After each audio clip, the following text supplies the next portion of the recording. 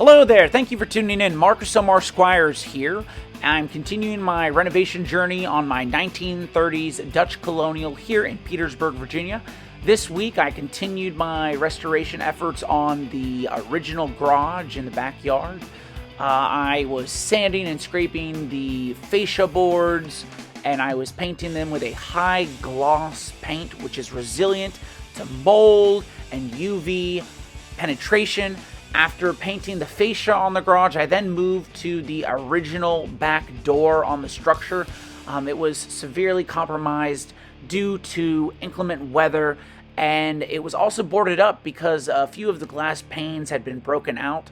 So after sanding and scraping the door, I removed the rest of the glass panes, and I went to Lowe's after taking measurements, and Lowe's will actually cut any acrylic, glass, or plexiglass for you.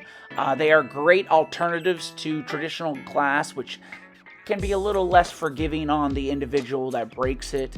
So after painting the interior and the exterior of the door, encapsulating any lead paint which may be there, I then added the plexiglass window panes in there, and I moved on to a storage shed, which would have been added in the mid-2000s, according to Google Earth.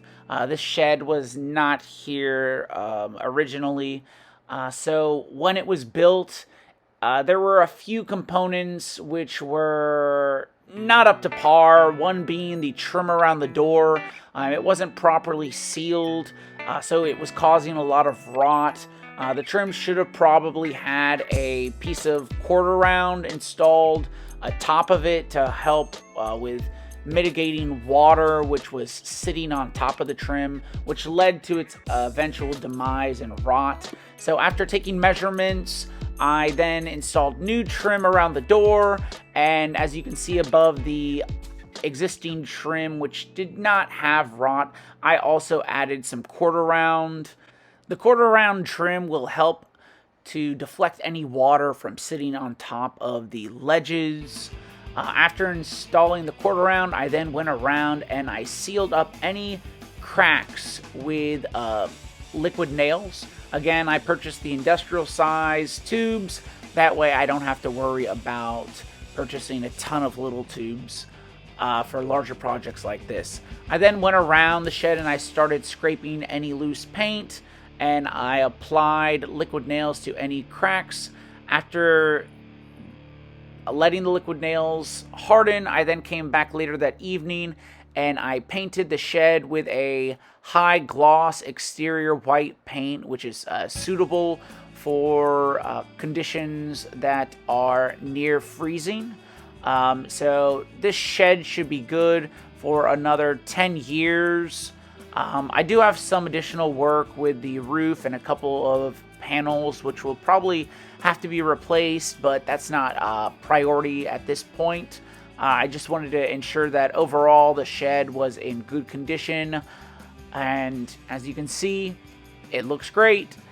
So after dealing with the shed, I then moved on to another project which I was a little nervous about tackling. It was actually the gutters and the fascia, as well as the flashing on the slate roof. I've never worked on a slate roof before, so this was something that I dove in and took a chance. So after removing the gutters, I realized that the fascia was too far gone to save. Although I had wasted some time previous weeks by scraping that fascia, but that fascia board was too far gone. After removing the gutters, I realized that a craftsman or a DIYer had come along in the past and just put fake copper flashing up between the gutters and the fascia board and the slate roof, which was detrimental for the home. So homeowners, whenever you have a craftsman or a tradesman working on your house installing copper flashing, make sure it's the real deal. Go up and scratch it a couple times so that people later on who may be new custodians of your home will not have to go through the same things that I'm going through right now. So after ripping off that faux fascia flashing, I then installed new fascia boards. I opted for a cedar wood, just because this is a high moisture area, and in case something happens, I want to ensure that this wood will not rot, and it will ensure that the house is dried. So after caulking everything in, I also installed the flashing, and I installed quarter round atop of this little ridge where the fascia meets the siding to ensure that liquid will not sit on that ledge.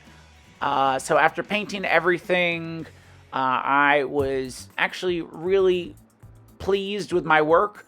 This was something that I had not done in the past, and it turned out great. While doing this project, I got sidetracked. I had an individual come up to me and ask me if I needed any branches trimmed.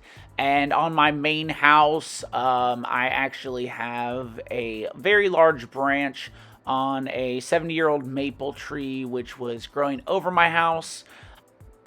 And I wanted to feel comfortable during harsh storms. So I had them remove that branch, which was almost the size of a small tree.